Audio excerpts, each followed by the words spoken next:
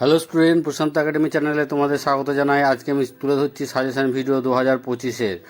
যারা BA general 6 semester দিচ্ছ তাদের যাদের সংস্কৃত শেখ পেপার আছে, সেই শেখ পেপারের উপর আমি সাজেশন তুলে ধরছি শেষ মুহূর্তে। যে সমস্ত প্রশ্নগুলো আমি তুলে ধরছি সেগুলো আসবেই নয়, এসে গেছে পরীক্ষায়। তাই তোমরা ভালো করে দেখে নাও, প্রিপারেশান নিয়ে নাও।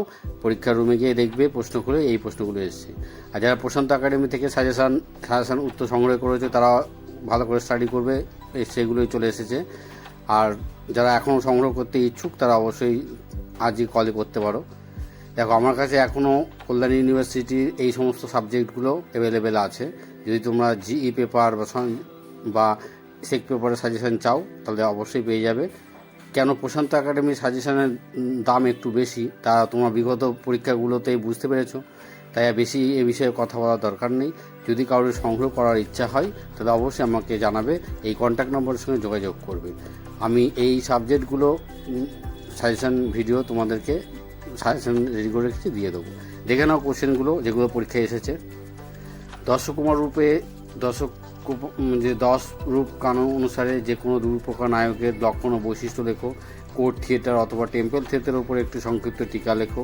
নাট্য অবস্থা সংক্ষিপ্ত টিকা লেখো। 10 রূপকার অনুসারে সন্ধি কাকে বলে, গর্ভসন্ধি বিমর্ষ সন্ধি কাকে বলে উদাহরণ দাও। সংক্ষিপ্ত টিকা লেখো। আঙ্গিকা, অভিনয়, সূত্রধার, বিষ্কম্ভক, মুগ্ধনায়িকা, আকাশভাসিত, এই সমস্ত কোশ্চেনগুলো তোমরা দেখবে যে পরীক্ষায় তোমরা প্রশ্ন খুলে দেখবে এগুলো এসেছে। যদি দেখে যাও তাহলে খুবই ভালো হবে, এইগুলোই তোমরা পরীক্ষায় কমন পাবে। আর বিভিন্ন সাবজেক্ট আছে যেগুলো আমি সব এবার বলেছিলাম, সব সাবজেক্টের সাজেশান আমি দেবো না, তাই দিয়ে নিয়ে আমি শেষ মুহূর্তে সাজেশান তুলে ধরলাম। সংস্কৃত শেখ।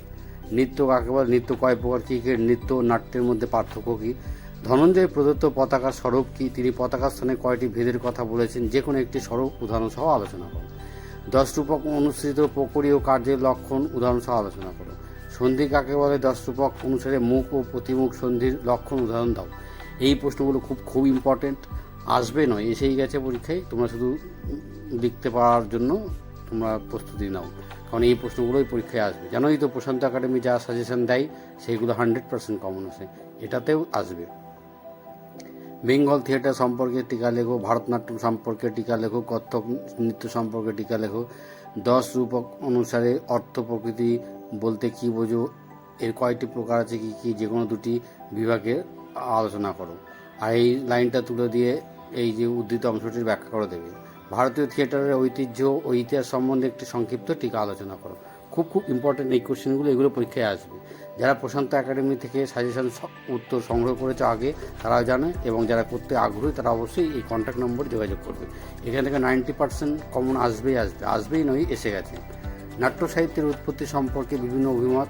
10 রূপ অনুসারে একজন নাটকের কী গুণ থাকা দরকার, নায়ক কয় প্রকার, কী কী, বিস্তারিত আলোচনা করো। বাংলা লোকনাট্যে যাত্রার উৎস বিবর্তন সম্বন্ধে আলোচনা করো। খুব ইম্পর্টেন্ট এই কোশ্চেনগুলো উপস্থাপিত হলো তোমাদের সামনে সাজেশন রূপে। তোমরা যারা এখন সংস্কৃত শেখ পেপার আছে তারা অবশ্যই এই কোশ্চেনগুলো দেখে নাও, এগুলো ভালো করে স্টাডি করো। এগুলোর ওপরেই কিন্তু প্রশ্ন হবে, এর বাইরে কিচ্ছু হবে না। আরও গুরুত্বপূর্ণ শর্ট কোশ্চেন আছে যেগুলো পরীক্ষায় এসেছে, সেই প্রশ্নগুলো আমার কাছে আছে যেগুলো আসতে পারে সেরকম কোশ্চেনগুলো, কিন্তু সেগুলো উপস্থাপন করা গেল না, দুঃখিত। তোমরা দেখতে থাকো। যারা আমার এই চ্যানেল দেখছো, যদি ভিডিও ভালো লাগে অবশ্যই চ্যানেলটিকে সাবস্ক্রাইব করবে, আর ভিডিওটা ভালো লাগে লাইক কমেন্ট শেয়ার করবে। আর যদি তোমাদের উত্তর দরকার হয় তবে কন্ট্যাক্ট নম্বরে যোগাযোগ করবে। নিয়মিত দেখতে থাকো প্রশান্ত একাডেমি, এবং চ্যানেলটিকে অবশ্যই সাবস্ক্রাইব করো।